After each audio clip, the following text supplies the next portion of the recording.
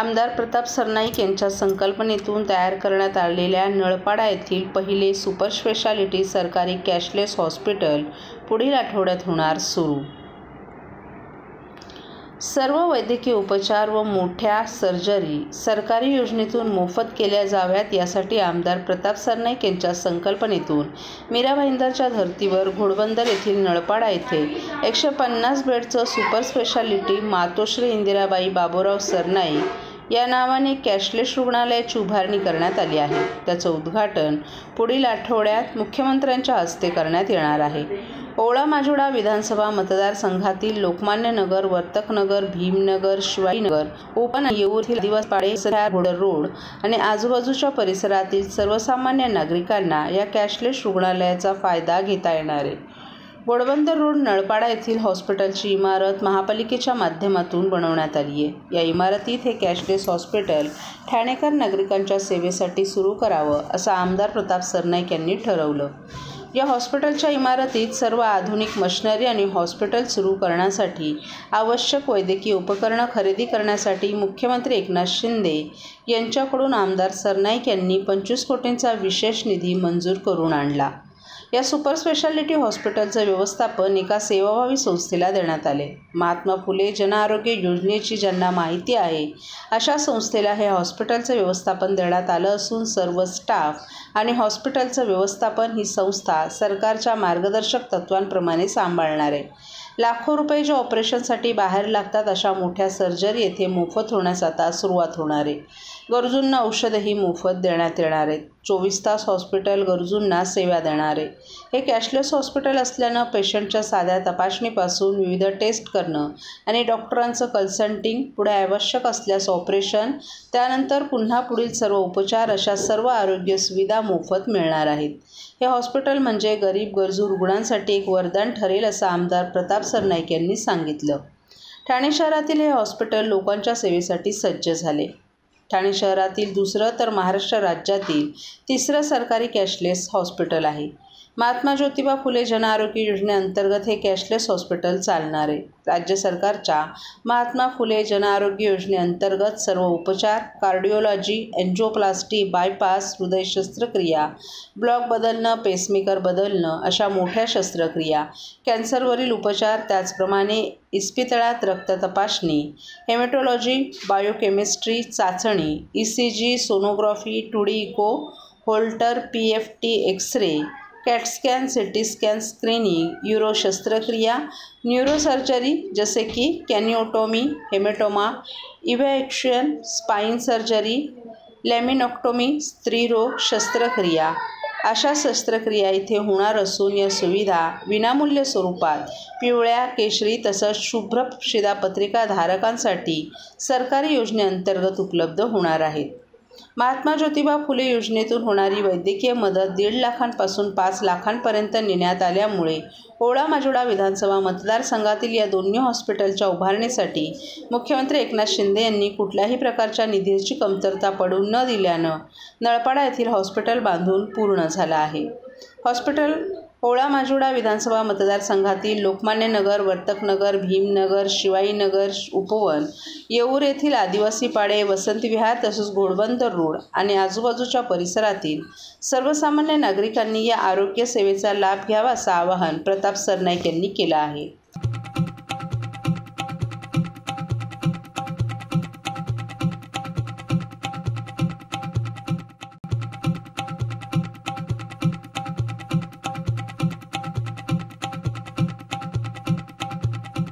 CP Goenka International School, nurturing talent at young age for scholastics, sports and performing arts in global perspective. Proud to have world toppers and country toppers in 10th standard Cambridge examinations. Ranked the best emerging school by the Times of India for personality over percentage, CP Goenka is the intelligent choice.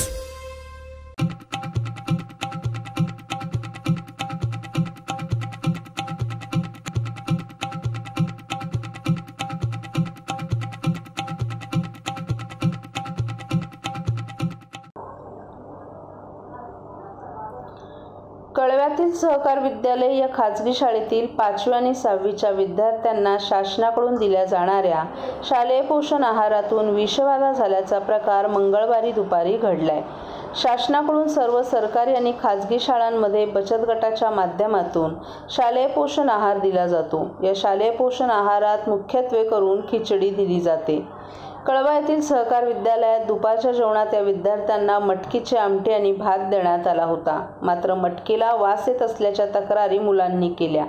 ही आमटी आणि भात खाल्ल्यानंतर मुलांना उलट्यांचा त्रास सुरू झाला। त्यानंतर शाळेतून कळवा रुग्णालयाला याची माहिती देण्यात आल्यानंतर तातडीनं 38 मुलांना रुग्णालयात दाखल करण्यात आलं। तसंच त्यांच्यावर तातडीनं उपचार सुरू करण्यात आले। दाखल करण्यात आलेले विद्यार्थी हे 5वी आणि 6वीचे विद्यार्थी असून सर्व विद्यार्थ्यांची प्रकृती स्थिर असल्याची माहिती वैद्यकीय अधीक्षक डॉक्टर अनिरुद्ध माळगावकर यांनी दिली आहे। दरम्यान मुलांना देण्यात आलेल्या आमटीमधून मटकीचा वास येत असल्यानं या संपूर्ण प्रकारानंतर पालक संतप्त झाले आहेत। रुग्णालयात दाखल करण्यात आलेल्या मुलांना भेटू न दिल्यानं पालक संतप्त झाले होते। वॉर्डच्या बाहेरच सर्व पालकांना थांबवण्यात आल्यानं पालक वॉर्डामध्ये घुसण्याचा प्रयत्न करत होते। त्यामुळे सुरक्षा रक्षक आणि पालकांमध्ये खटके उडाले। आम्हाला संध्याकाळी 5च्या दरम्यान सहकार विद्यालयातून फोन आला की शाळेतील मुलांना उलट्या, पोटदुखी आणि जुलाबाचा त्रास होत आहे। त्यानंतर आम्ही रुग्णवाहिका पाठवून मुलांना कळवा रुग्णालयातून आणून त्यांच्यावर 10 मिनिटात उपचार सुरू केले। सर्व मुलांची प्रकृती स्थिर असून त्यांना 24 तास निगराणीखाली ठेवण्यात येणार असल्याची माहिती डॉक्टर अनिरुद्ध माळगावकर यांनी दिली आहे। म्हणजे आता लोक सध्या कारण काय 38 मुलांना आयव्ही लावणं, प्रत्येकाची प्रकृती चेक करणं, ऍडमिशन्स करून घेणं, त्यांना प्रॉपरली ट्रीटमेंट सुरू करणं, ते लोक स्टेबल आहेत की नाही बघणं, एक तर मुलं घाबरलेली असतात, ते फिअर एलिव्हिएशन करणं। आणि आम्ही पिडियाट्रिकचं तर सगळ्या लोकांनी फटाफट काम केलेली आहे। त्याचबरोबर बायोकेमिस्ट्री, प्रिव्हेंटिव्ह मेडिसिन, बाकीच्याही डिपार्टमेंट्समधनं जी पॅराक्लिनिकल डिपार्टमेंट्स आहेत त्यातीलही डॉक्टर आम्ही रोपिंग करून नाही केलेलं आहे ट्रीटमेंट। नाही गंभीर कोणी नव्हतं ऍडमिट करत असताना, आणि आता तर सगळेच स्टेबल आहेत।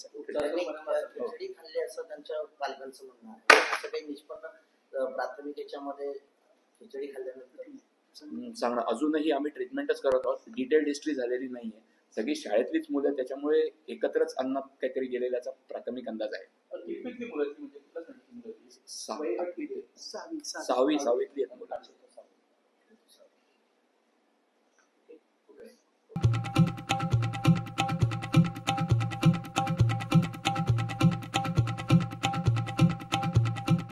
माई माऊलीची माया, अनमोल माया, ऊन सावली सुखाची,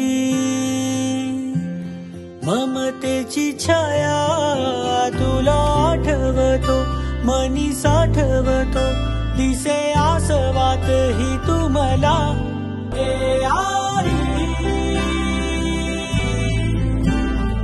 भासे ठाई ठाई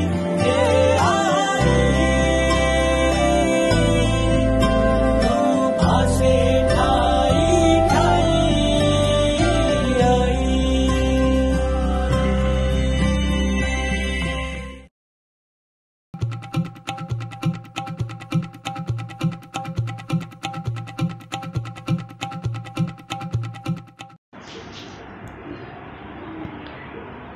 सालाबादाप्रमाणे यंदाही नवयुग मित्र मंडळाच्या वतीनं परंपरा जपत नवरात्र उत्सव मोठ्या उत्साहात साजरा करण्यात येत आहे। यावर्षी नवयुग मित्र मंडळ 20व्या वर्षात पदार्पण करत असून यावर्षी उज्जैन येथील श्री महाकालेश्वर मंदिराचा अत्यंत सुंदर देखावा साकारण्यात येणार आहे। गुरुवार दिनांक 3 ऑक्टोबरपासून देवी मातेची स्थापना विधिवत पूजा करून करण्यात येणार आहे। ठाणे महानगरपालिका प्रभाग क्रमांक 4च्या स्थानिक माजी नगरसेविका तथा नवयुग मित्र मंडळाच्या कार्याध्यक्षा स्नेहा रमेश आंबरे, मंडळाचे संस्थापक तथा भाजप ठाणे शहर जिल्हा उपाध्यक्ष रमेश आंबरे आणि मंडळाचे सरचिटणीस सागर आंबरे यांच्या नियोजनाखाली प्रमुख सल्लागार शंकर पवार आणि प्रमुख सल्लागार मनोज सिंग यांच्या मार्गदर्शनाखाली गुरुवारी 3 ऑक्टोबर ते शनिवारी 12 ऑक्टोबरपर्यंत देवी मंडप, नेताजी सुभाषचंद्र बोस चौक, टिकुजिनीवाडी मानपाडा येथे हा नवरात्र उत्सव मोठ्या उत्साहात पारंपरिक, सांस्कृतिक आणि विविध सामाजिक उपक्रम राबवून साजरा करण्यात येत आहे. 9 दिवस होणाऱ्या या उत्सवाला विविध समाजाचे सांस्कृतिक कार्यक्रम, महाराष्ट्रीयन सांस्कृतिक कार्यक्रम, मंगळागौर आणि कराओके, स्वरश्री, ऑर्केस्ट्रा, सप्तशती पाठ, हरिपाठ, जाप, भजन, निशुल्क वैद्यकीय आरोग्य तपासणी शिबिर, ताणतणाव निर्मूलन, Sahaja Yoga, meditation, stress management, world wide awareness mission, health awareness camp, भव्य महाआरती, रास गरबा, कुमारिकांचं कन्यापूजन आणि सन्मान, पूजा, होम हवन आणि महाप्रसाद, सार्वजनिक कार्यक्रमांचं आयोजन करून साजरा करण्यात येणार असल्याची माहिती रमेश आंबरे आणि सागर आंबरे यांनी यावेळी दिली. वतीने या ठिकाणी नवरात्र उत्सव दरवर्षी साजरा यावर्षी 10 वर्ष आहे. कशा प्रकारे देखावा आहे आणि 9 दिवस कशा प्रकारे कार्यक्रम चालणार आहे?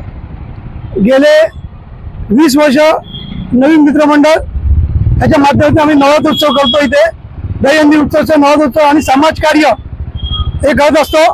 हे 20वे वर्ष आहे आमचं.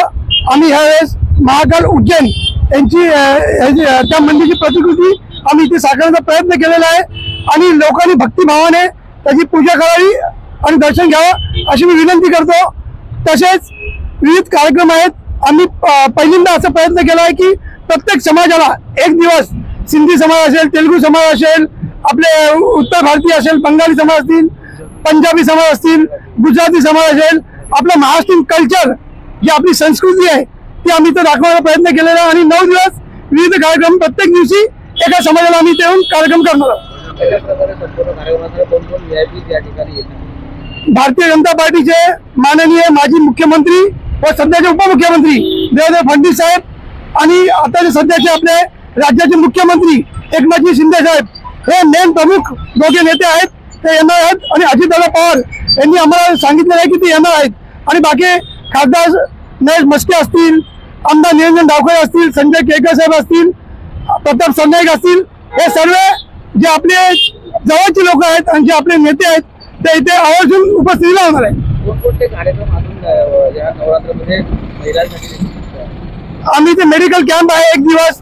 त्याच्यानंतर विविध कार्यक्रम आहेत तिथे. आता मी तुम्हाला लिस्ट सांगू शकत नाही.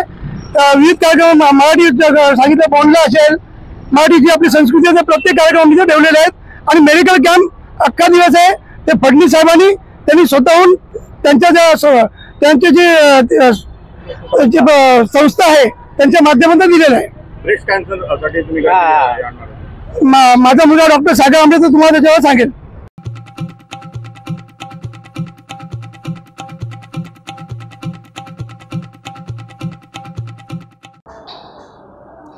जय अंबे माँ ट्रस्टच्या दुर्गेश्वरीच्या भव्य नवरात्र उत्सवात यंदा हिमाचल प्रदेशातील जटोली शिवमंदिराची भव्य प्रतिकृती उभारण्यात येत असून सजावटीचं काम अंतिम टप्प्यात आहे. जय अंबे माँ सार्वजनिक विश्वस्त संस्थेतर्फे टेंबीनाका येथे भव्य दिव्य स्वरूपात नवरात्र उत्सव साजरा केला जातो. शिवसेनेचे माजी जिल्हाप्रमुख दिवंगत आनंद दिघे यांनी या नवरात्र उत्सवाची मुहूर्तमेढ रोवली होती. येथील देवी दुर्गेश्वरी नवसाला पावते अशी भाविकांची श्रद्धा असल्यानं नवरात्र उत्सवांच्या 9 दिवसात टेंबी नाक्यावर भक्तांची मोठी गर्दी उसळते. राज्यभरातून लाखोंच्या संख्येनं भाविक नवरात्र उत्सवाला आवर्जून उपस्थित राहतात. यंदा या नवरात्र उत्सवाचं हे 46वे वर्ष आहे. यंदा हिमाचल प्रदेशातील जटोला शिवमंदिराच्या देखाव्याचं आकर्षण असून यासाठी मंदिराचा ढाचा उभारण्याचं काम वेगानं सुरू आहे. 200 कारागीर सजावटीचं काम करत आहेत. हिमाचल प्रदेशातील सोलन येथील डोंगर माथ्यावर वसलेलं हे आशियातील सर्वात उंच मंदिर आहे. सलग 3 पिरॅमिड बनलेले दक्षिण द्रविडी वास्तुशैलीमध्ये बांधलेलं हे मंदिर उत्कृष्ट स्थापत्य कलेचा नमुना आहे. या मंदिरात प्राचीन काळी भगवान शंकराचं विश्रामस्थान असल्याची आख्यायिका प्रसिद्ध आहे. हिमाचल प्रदेश मधलं शंकराचं मंदिर आहे. चटोला गावचं एक शंकर मंदिर आहे. ते 121 फूट उंचीचं हे मंदिर आहे. त्याची प्रतिकृती बनवलेली आहे. काय देवाच्या प्रार्थना? देवीच्या ठिकाणी एकच प्रार्थना आहे का पुढल्या 5 वर्षात पण मुख्यमंत्री एकनाथ शिंदे व्हावे ही देवीच्या प्रार्थना करतो. वैशिष्ट्य काय असणार यंदा यावेळी? यावेळेचं देऊळ भव्य देऊळ आहेत. इथं हिमाचल प्रदेशचं, आणि लोक या देऊळ बघायला याचं डेकोरेशन पहिले पुण्याला लावलं होतं. पुण्याच्या तिथं आणलंय, आपण इथं आणलंय. आणि ठाण्याच्या लोकांना पण बघायला मिळावं. लोक पुण्याला जात नाही गणपतीला, पण ठाण्यात बघतील एवढंच आमच्या.